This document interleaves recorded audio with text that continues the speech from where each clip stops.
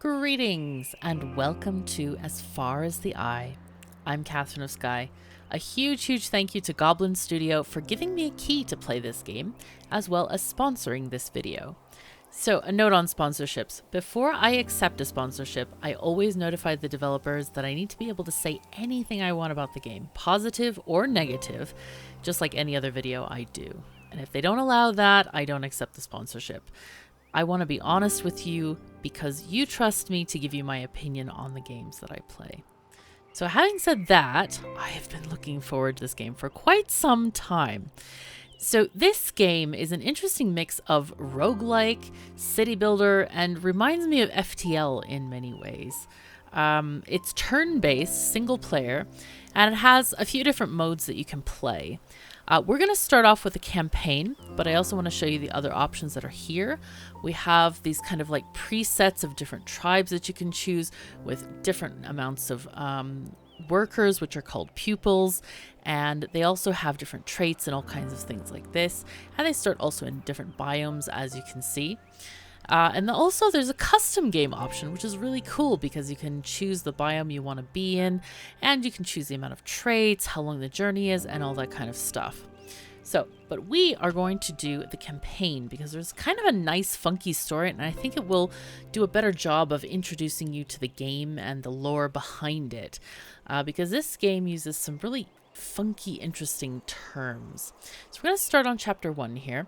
And this is, it kind of is a tutorial, but also isn't a tutorial because according to the Discord, the devs have made this campaign quite difficult, and you can die at any time. This is not just a walkthrough.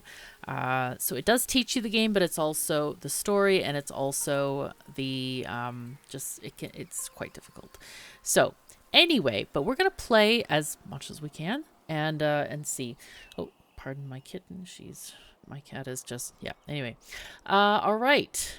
Chapter 1, Oku the Vigilant. In this first chapter, guide Oku to the Eye by repairing a bridge. Learn how to move units and explore. Gather resources, complete your objectives, and prepare the caravan for departure. Lulu and Oku await you for a first adventure, accessible to all. Alright, let's go ahead and play. At the cusp of the 456th blink, the sigh awakens. The growling of the waters free it from its long slumber. Its time has come. So it speeds. The waters approach and the cycle begins again. The wave comes to cover the earth and ensure its prosperity for future generations.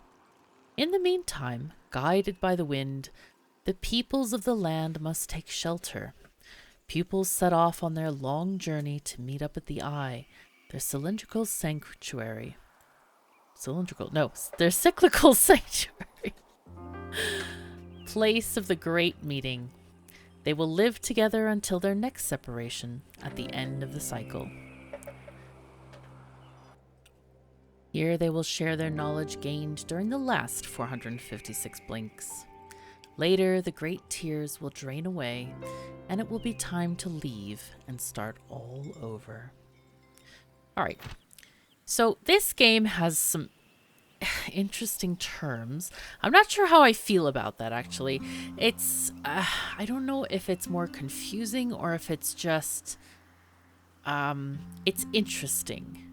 But I don't understand why sometimes things are not called simpler things. I guess it's the lore, but we'll talk about that as we go along. You are the wind. You awaken to the sound of lapping water. The cycle begins again. It's time to accomplish your destiny. This is Oku.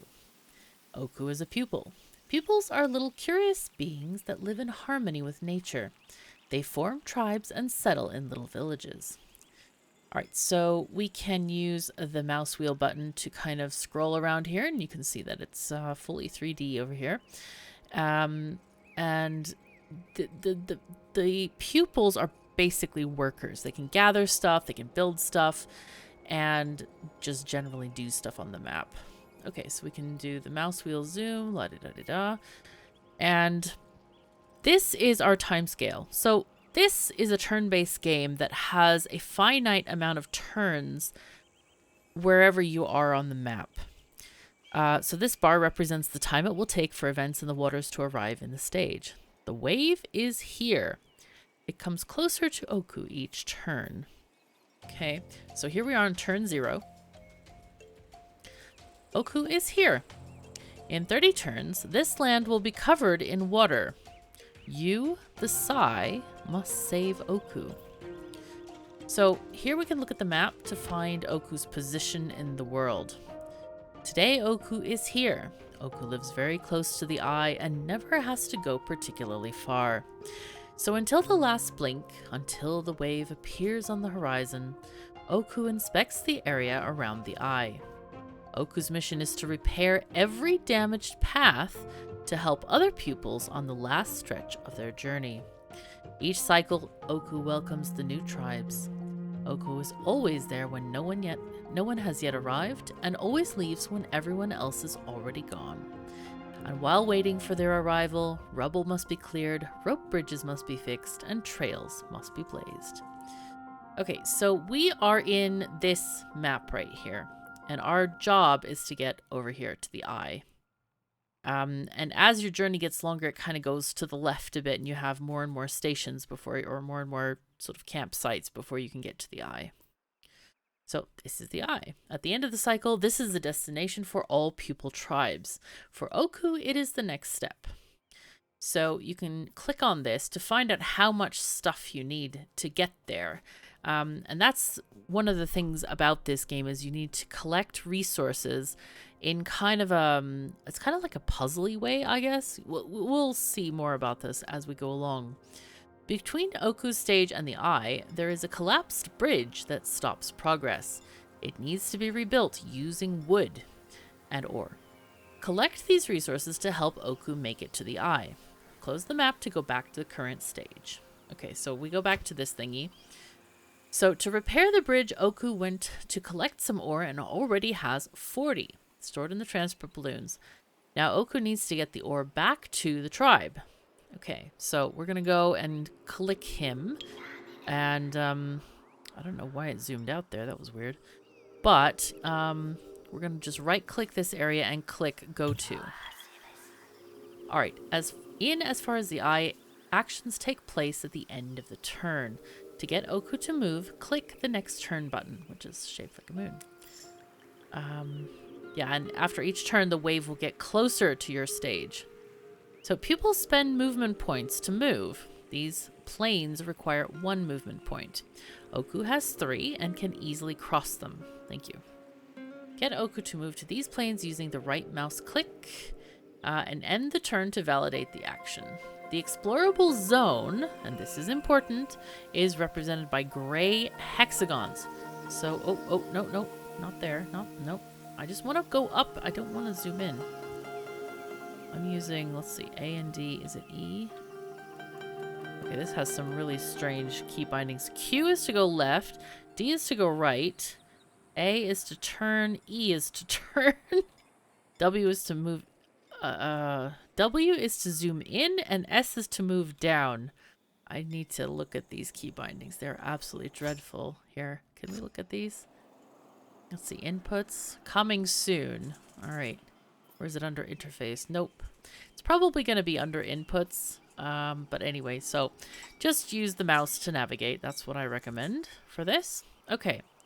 So, all right. We need to go and explore this gray area. And if you are stuck on any of the levels, make sure you have explored all the gray bits, because those are kind of important. Okay, so we're going to take Oku and right click here and choose the hexagon-y thingy-majingy, and then click go. There we go. Okay, if the movement cost is higher than the number of MP available, the pupil will need several turns to finish their movement. Yeah, that's fairly obvious.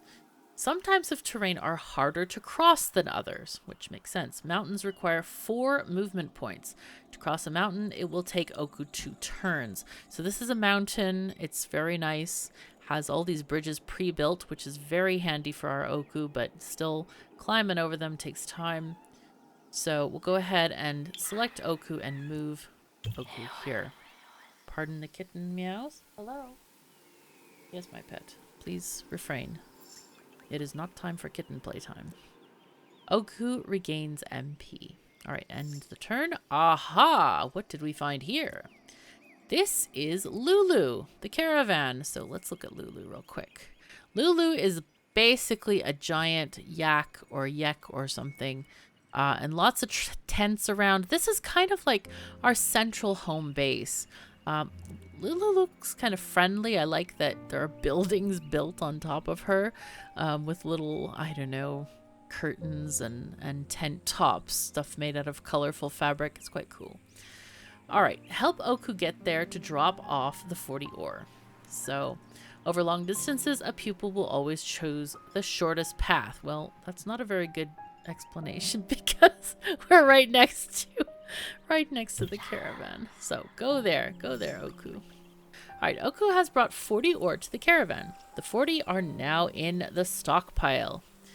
And resources cannot be used until they've been put in the stockpile. That's quite important. Now, only wood is needed to build the bridge. Wood can be found in forests and jungles, so we're going to explore the halt to find some. Yeah, so these areas are called halts, as in stopping places, I guess. Let's take Oku just in a systematic way around here. So go there, please. And they can see kind of like one tile around them. So Oku, if you would please go like here. Sure. Alright. Aha! You need to assign Oku to a building for resource drop-off. Oku only has Lulu, the caravan, to drop off any harvested resources. Select Oku, then right-click on the caravan and choose wood. Okay, so we're going to select Oku. We can either, select from the bottom here. All of your people will appear on the bottom. And if we right-click, there's an option to collect wood. So we'll go ahead and do that. Oku will change appearance in the assigned building. End the turn to validate the actions until Oku has transformed. Okay, and you can also assign him to right-click directly on the forest. Oku will then choose the closest available building. All right, so I like the fancifulness of this game. It's so weird. It's like, but it's cool, It's like got these like little balloons and stuff attached to the characters. Okay, so this is Oku right now. So among pupils, the red panda form corresponds to the gatherer trade. Oku will be able to evolve in this form and gain experience in this trade.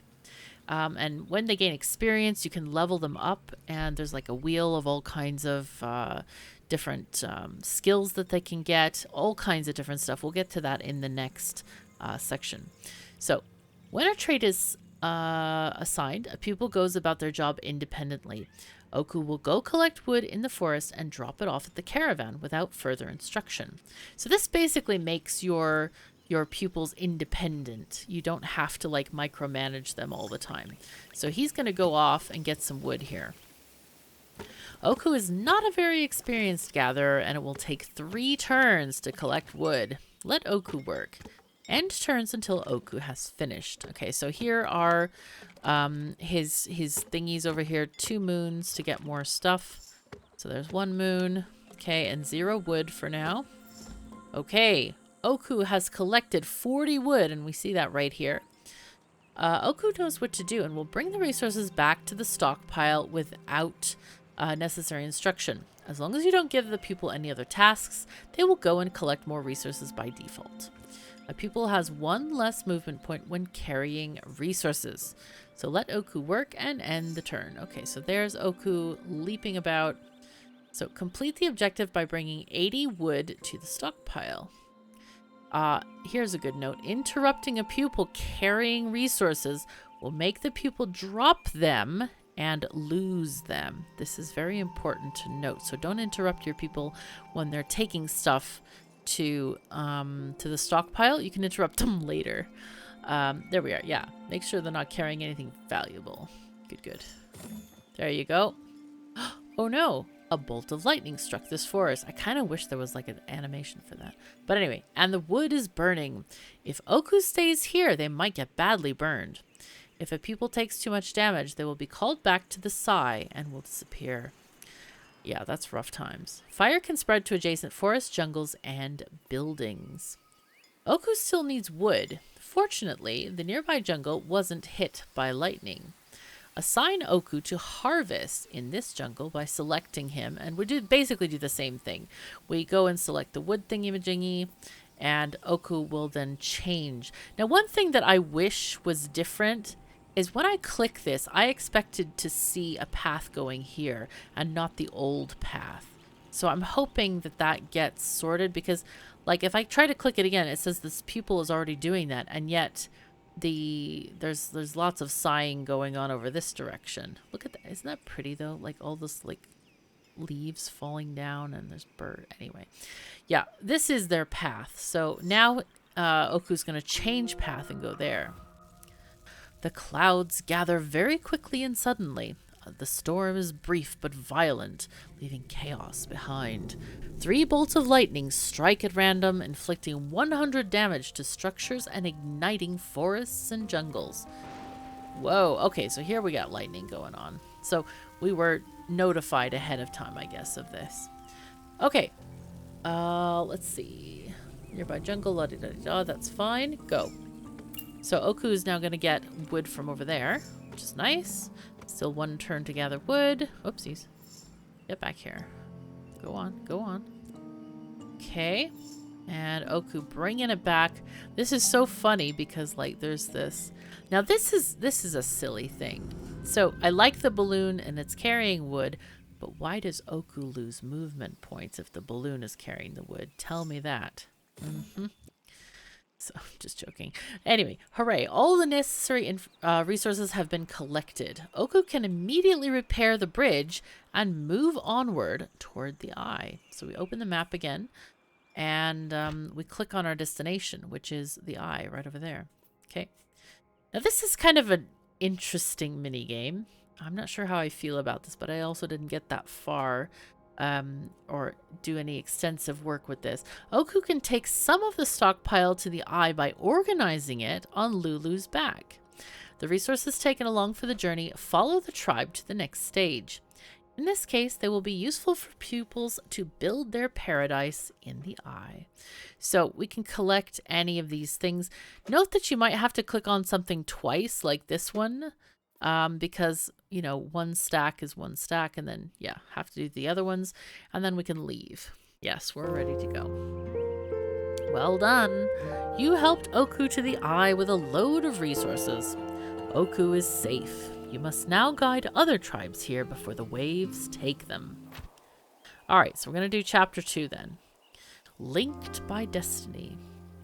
Hanki and Shuut must take one of the paths that lead to their next stage.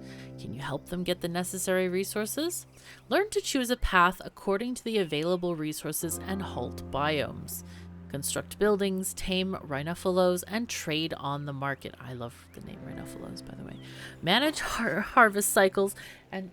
Cat, please. Brain. Sorry about that. Wild kittens doing naughty things. Alright, manage harvest cycles and discover pupils' different forms. Hanki and Shuut are ready to get cracking. Alright, let's go. At the dawn of the 5th blink, the great meeting is closed with the circle ceremony. Every pupil must go to the summit of the great cliffs of the west. It is a hard task, but few do not undertake it. Those who do not join the Sai to guide their companions in future travels. At the summit, a vast plateau awaits the pupils, who sit in concentric circles around the sacred stones. Here the tribes are reorganized. During the ceremony, each pupil is linked to 2 others, a new circle. A caravan is assigned, and the next day they leave the eye for a new cycle. All right, there we go. 2 times already, the ceremony has linked Shuut and Hanki in the same circle. Destiny has decided so. The cycle is reaching its end, and the wind in their balloons has come to announce the arrival of the waters. It is time to leave and make their way to the eye. This time Shuut and Hanki will make the climb to the sacred plateau together. Even though their egos will never let them speak of it, their impatience for the ceremony is tempered by apprehension. Okay, so this is the caravan. Okay, we have 2 people here, 2 workers, and they both have different colors. By the way, you can click them and you can change their color if you want. Like, I think you can. No, apparently not. No? Maybe we have to go through the tutorial. Anyway, open the map to look at the tribe's journey. So here we are. So now you see we have more stops on this. And the graphics remind me a tiny bit of Slay the Spire, but of course we don't have any card-based combat. So it's kind of a little bit more like FTL, where you have this like pressure from the left and you have to move to the right. So Shu'ut and Hunky's tribe is currently 2 halts away from the eye. From their position, 2 different paths are available. Each path has its own difficulties and can lead to very different terrain in which it can be harder to progress. Select the top path and see how much it costs. Alright, so this is medium fertile lands halt. Cost 10 soup, 40 ore, and 80 wood. To go by the top path, you need to cross a bridge, but the bridge has collapsed and you will need to repair it with wood and ore. Your pupils will need to gather these resources to go this way. Let's see. This path leads to a fertile land halt. There are many lakes, so movement can be difficult. However, there will be lots of arable land and there's probably lots of fish. Now we select the bottom path and see what that's like. On the bottom path, the tribe will have to cross a glacier to reach the next halt. They'll need to collect pepkins to have enough food and some stone. Flint to start fires and warm up. So this is a rainforest. There will be a lot of jungles and bogs, a lot of wood, but mosquito and disease vagaries are fatal. That sounds inconvenient. So to get there, we need 540 of those pepkins and 100 stone. It seems like a lot, and this seems like a very dangerous place, but the tribe doesn't have the necessary resources to make this trip. They will need to find them at the current halt, harvest them, and stock them. To know which path you should take, close the map by clicking on the caravan's halt and explore the halt to find out what resources it has to offer. Okay, so Shoot and Hunky only know part of this halt. Explore it to know your options. So each resource can be found only on specific hexes. So for example, you'll never find pepkins on mountains or in lakes. So let's see, do we have any yet revealed to us? No. So this is a hill. No, nothing. We know nothing about this place. Okay, let's go. There we go. There we go. So we'll send both of our teams out exploring. So you go there, please. And you, I want you to go. Oh God, these controls are very strange. Go ahead and go over there, please. There we go. And then spacebar also will activate the timey thingy. So what did we find here? We found some pepkins and we found some mountains. Considering we need 500 million of these things, I'm going to go ahead and set Hunky to collecting those. All right. And then, oh, there's our stone. Great. I want to also shoot to go ahead and explore all this upper stuff as well. Okay, there we go. Good. And then you go here, please. We need to explore all of the gray stuff. Alright, with pepkins and some stone, you can go via the glacier. If it's not already your current objective, select the glacier on the map screen and then close the map. So yeah, we can't actually go here because it doesn't work. We don't have the ore and we don't have these rations. So let's go to the medium rainforest halt, and that puts this on our screen. Okay, yay. So pepkins are a basic resource and can be harvested via the caravan. So assign Shoot and Hunky to collect pepkins by selecting each pupil, right-clicking on the hex containing the pepkins or the caravan, and end the turn to validate the action. So pupils need space and 2 can't work on the same hex. Assign them each their own hex and go to the caravan so they can find their own hex and end the turn. Okay, so let's go ahead and get you to collect these as well. All right, 1 pupil has nothing to do. What do you mean 1 has nothing to do? What do you mean? No. Collect. Get stuff. There we go. All right. So can we change their color now? Maybe? Yeah, we can. Okay, so you can change their color. I kind of wish there was like more variety of colors because varying shades of purple is not ideal. I mean, would love to have like other colors. Anyway, all right, so let's go. And they're going to keep on collecting this stuff here. There we go. Okay. So Hunky and should have changed appearance to take on their gatherer form. They will each go to work on their own hex without getting in each other's way. The pupils will collect pepkins for 3 turns, drop them off in the stockpile, and then go back to harvesting. A pupil will continue performing the same assigned action until you stop them or they run out of the resources to harvest. Okay, so let's end the turn and let them bring back stuff. There we go. Okay, these pepkins are much further than the stockpile buildings than the others. The pupil only has 3 movement points per turn and will take much longer to go to and from between the hex and the stockpile. Yeah, they got to climb over this hill, and it costs 2 movement points to go across.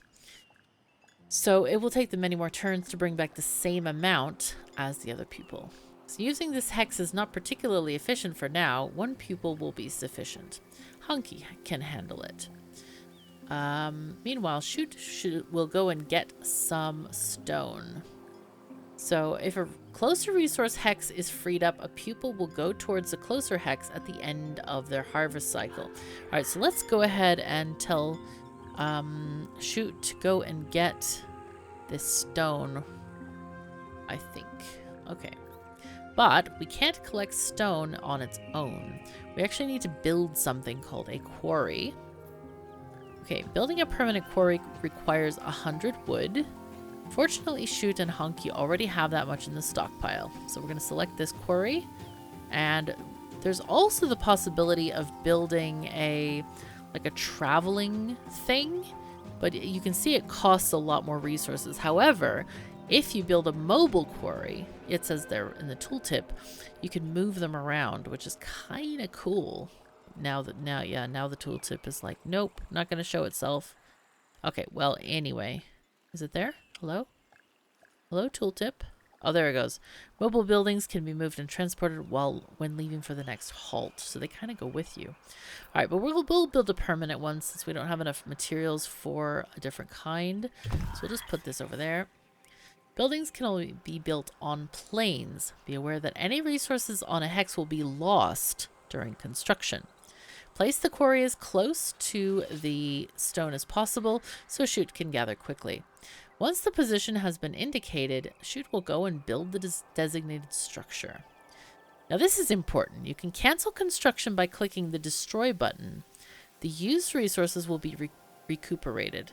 Once the building has been fully built, if you destroy it, you get nothing back. Not even half. It's rough times. Alright, so let's go and let our folks go and get stuff. So Hunky still went for these pepkins. So Shoot has become a bird. The shape that builders take. So let's go ahead and rotate and you can see the bird shape. Definitely no longer a panda, but magically moving things around like a wizard. Okay, we'll build the building for 3 turns, end the turn. So they take a different form depending on the task they're performing, and they can change role and appearance at will. Okay, so there we go. I love the whimsicality of these balloons and silly stuff like this. It's so funny. All right, well done. Shoot has built a quarry. You must now assign Shoot to his rock collection or stone collecting via the building or hills where the stone can be found. All right, so we're clicking you and grabbing stone. You now only need to collect enough stone and pepkins to cross the glacier. So let's go ahead and click the turn button and we can keep an eye on Shoot. One more turn to gather how much? 40 resources, which is not bad. And brings them back to this quarry, and that adds them here. It doesn't seem to need a connection between the quarry and the main Lulu. The main Lulu, yes. All right. All right, good. That's fine. All right, let's go. Okay, hill sells stone resources are depleted. Oh no. Do we have any more? I don't think so. We may have an issue here. Let's see what happens. Nope, we have 120 of 100. So I'm going to go and send you to go and get these pepkins up here. This is weird that what's her Hunky kept harvesting this area because it said it was supposed to go to the nearer one, so that's quite strange. All right, all the necessary resources have been obtained. Open the map and select the next halt to prepare to leave. All right, let's go here. And of course, we'll take our storage stuff with us. And these have different directions that they go in. Let's go ahead and leave. Oh, Emma, please do not. Yes, I do want to leave. Okay, the tribe has crossed the glacier and is now in the tropical halt. They must stop for a while so they can find the necessary resources to cross the next obstacle. However, the halt they left behind is now under the waves. They mustn't tarry on their way to the eye. The eye is the next halt. Select the eye or the path to eye to find what the pupils will need to get there, and then close the map. Okay, so we need stuff. This halt is a little different from the previous one. It's a tropical biome where one finds more jungles and bogs than in other halts. In a regular playthrough, the pupils start their journey in a large, balanced halt, as it's where the tribe has decided to live for the cycle. As such, one can find practically everything there. Okay. Here is the caravan, which has just arrived at the halt. For now, the pupils are inside. So we can see Lulu standing up. Wow, look at all of those little tents and things. This is so great. Really great. Look at this. I love the look of this thing. Anyway, all right, so for now the pupils are inside. They get out when the beast has settled for installation. The caravan moves exactly like pupils, but only has 2 movement points. So move it to a strategic location to install the camp. How about here? Note, the caravan can't be set up on land that's too steep or too wet. It will only be happy on a plain, but can crush the trees of a forest to make enough space. That's very handy, I think. Okay, we're exploring a tiny bit here. Click on the installation button to install the caravan. Once installed, the caravan will not move again until departing the halt. So choose your position wisely. All right, let's click this. Here are Shoot and Hunky once again. They've left the caravans back. Explore the map, gather the necessary resources to repair the railroad, then guide the tribe to the eye before the water rises. Okay, cool. So let's go ahead and grab one of these guys and go this way. Yes. And you go that way. Sure. And then we'll press enter. All right. The entire map has been explored. Hooray! And not a trace of ore. Oh no. You can't repair the railway line without ore. Whisper to Shoot that they should build a market by opening Shoot's construction menu in the selection window. So we can click Shoot over here and then look at the market. The market is an appendix. It's a structure built on the back of a pack animal. As such, each appendix requires you to have a rhinophyllo in stock. Rhinophyllos are a base resource which can be gathered directly from the caravan. Find and collect a rhinophyllo in order to build the market. So when I first saw this, I was like, oh my god, those are humongous. They look really dangerous. See, this is our person, and those are like much bigger. Yeah, not ideal. So unlike other resources, there's only 1 rhinophyllo per hex. Wait for the pupil to break into the caravan. So, okay. Shoot, you're going to go ahead and tame this rhinophyllo. And then, let's see. Oh my gosh, the WASD just does not work at all. It's a bit annoying. So anyway, Honky, I would like you to get some stone maybe. Do we have any stone? Don't think so. Oh yeah, there is some here. So what I can do is build. Oh, we can't build yet. Okay, we have to do things in order, I think. Do we? Yes? Yeah, I think so. Okay. So cancel. Why don't you do something useful? Go and go get some wood. That's good. Something is good. Alrighty. So they're loving this rhinophyllo. Nice. We're blessing it with the hearts. It's great stuff. Okay. Oh, we have the rhinophyllo in a little balloon. Look at that. Beautiful. Okay. Oh god. I keep trying to WASD this and it's just not working here. I can't wait till they add the keybind changes. Okay, so Hunky is starting to gather wood. Wait, is that you? No, that's Shoot. Okay. Suit gathered 1 rhinophyllo and is bringing them to the caravan. Excellent. All the necessary resources to build a market have been obtained. Choose a people to build it, then select the market in the appendices tab of the construction menu. Okay, so let's go ahead and get you building the market. Sure. And we'll put that right over here. Yeah, go ahead. Alright. So it can only be built on a hex adjacent to the caravan and only on a plain or a forest. This is why the placing of the caravan is important. It needs to be near base resources like wood or pepkins and be adjacent to plains or forests so you can build appendices. Okay, so we built our market-ish. Go. All right, it has been completed. So this is like, yeah, market land where we have lots of balloons ready to go off to wild places and stuff. Like all appendices, the market doesn't need a pupil to operate it. Not all resources have the same value, and the exchange rate changes depending on the resources you have to offer. So now we need to obtain iron ore. All right, so what I want to do first is grab you and then build a quarry over somewhere. Ah, we don't have enough wood. Okay, we need more wood. So go ahead and grab wood. Already exploited. Oh dear. That's inconvenient. How about here? You exploit that land, will you? There we go. We need 100 to get that thingy-majingy done. Okay, I'm just watching the numbers here. Are you done with stuff? Yes. Alright. So quarry, I want to go up here. Build that right there. Sure. Alright. And this is good. The jungle has been decimated. The tribe has collected all wood from the jungle. Pupils are a respectful people who only take what they need. A pupil has no sense of ownership, so little that they don't even have their own assigned beds. They do what they can to leave as little trace of their passing as they can, and look after the lands they cross by replanting as they leave.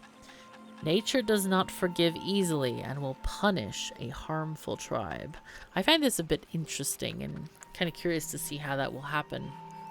As such, if people stay too long in one place and start to become too much of a burden, nature will push them along. Do not spend too long at each halt and don't take resources the tribe doesn't need, for climactic and mystical vagaries could strike the tribe down. Okay, so that's not ideal. So, okay, are you done building yet? Hello? No, 1 turn left. Okay, go. Can I turn off edge scrolling? Let me just check this because it's so annoying. Confine mouse to window. No.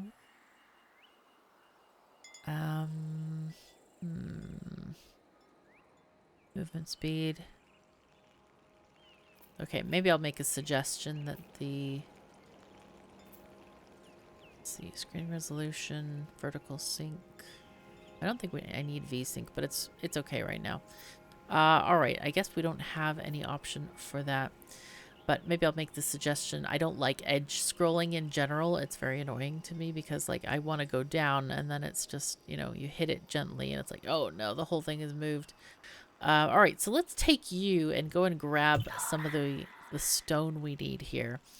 And if we click on the market, we can see the exchange rates for stuff. So if we're going to buy ore, it's 40 wood to 1 ore, or 10 stone to 1 ore. And I'm thinking that's probably a better exchange rate.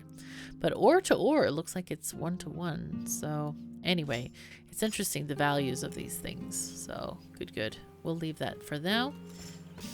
And I think you're still getting, yeah, you're still getting wood. So we have one person getting wood, the other getting stone here. And we're going to need some stone for our project to get to the eye. But the rest can be kind of like turned into ore if we wanted to. Okay. A plain cell's wood resources has been depleted. Oh no. Sad times. Alright. Let's go ahead and trade some stuff here. We have 220 stone and lots of wood. So if we get this stone, we can trade it. What is it? 10? Is that going to give us enough? So if we trade 100, that means we'll have 120 left. That sounds perfect. Hooray! Great. A friendly tribe has sent you ore. Complete the halt objective by gathering all necessary resources and then get to the eye using the map. Okay, so we're going to go to the eye. Hooray. Take our trusty... Excuse me. Okay. As far as the eye, your score depends on rescued pupils along with the resources and buildings you have with them. Appendices are buildings carried by rhinophyllos. They instinctively follow the caravan and accompany your tribe on every step of the journey. So if you build them early, you have that benefit with you the whole time. As they have their own rhinophyllos, they don't take up space in the stockpile. As such, each appendix built systematically follows the tribe until the eye. Take as much as possible to the eye so the pupils have all they need. Alright, so we'll take just our extra bits and pieces here. Which is nice. Hooray! Alright, leave. Yes, go. Victory! Shoot and Hunky have arrived at the eye. They are impatient to share their newly gained knowledge with the other tribes. In a few blinks, the waves will have covered the entire surface of the world, and all the pupils will have gathered at the eye. Well, that's interesting. I now found out why they're called pupils. A new cycle will come to a close. By the fire, lost in thought, the two pupils have already left for the next cycle. Climbing the Great Western Cliff will only be a formality. But what will their third circle ceremony have in store for them? Alright, so we're not going to play the entire thing, but I do want to show you the something in here. But we'll talk about, let's read the story. Pupils are metamorphs by nature. As long as they can remember, animal instincts have followed them in all their tasks. Like the center of an eye naturally dilating in the darkness, a pupil's form shifts as if its body instinctively knows the best form to take for the task at hand. Every pupil has, from their first cycle, taken on the appearance of a red panda. All tribes need to harvest resources. Quickly enough, it's a reassuring and familiar form that shapes their day-to-day routine. Some silhouettes are much less habitual and are only worn by the elder pupils or their younger prodigies. Other forms are so rare that no one can say if they really exist. The elders say that these animals evolve, that they have seen them become rarer and rarer before disappearing, just as they see the birth of new animals.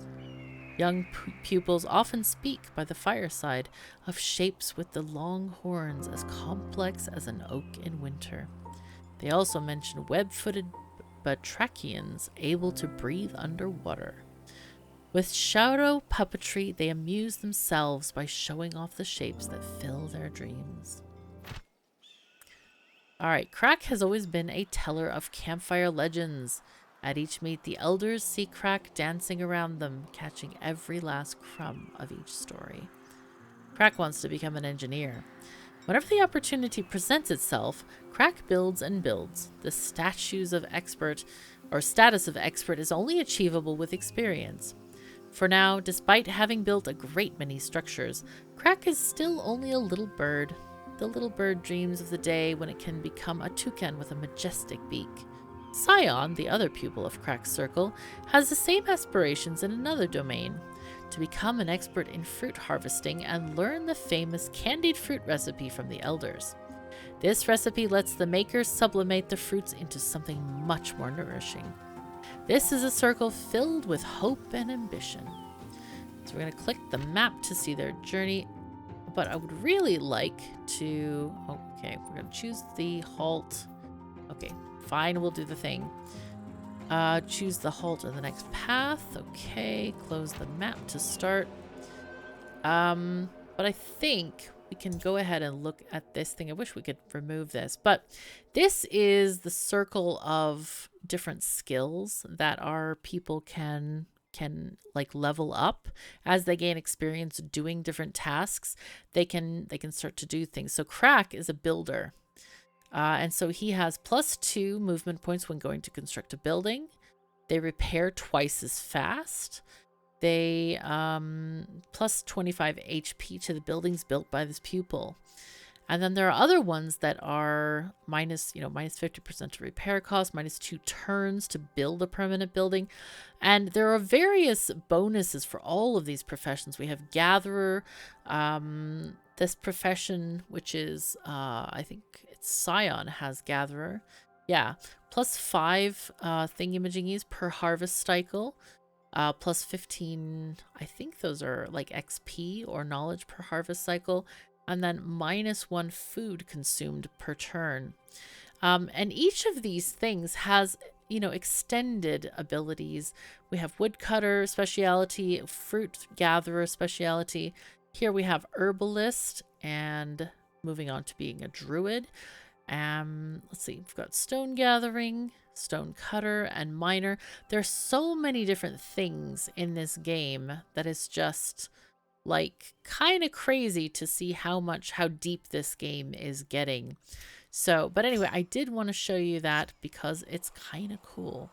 But anyway, I hope you have enjoyed this video. Thank you so very much for joining me. Take care of yourselves and each other, and I'll see you next time.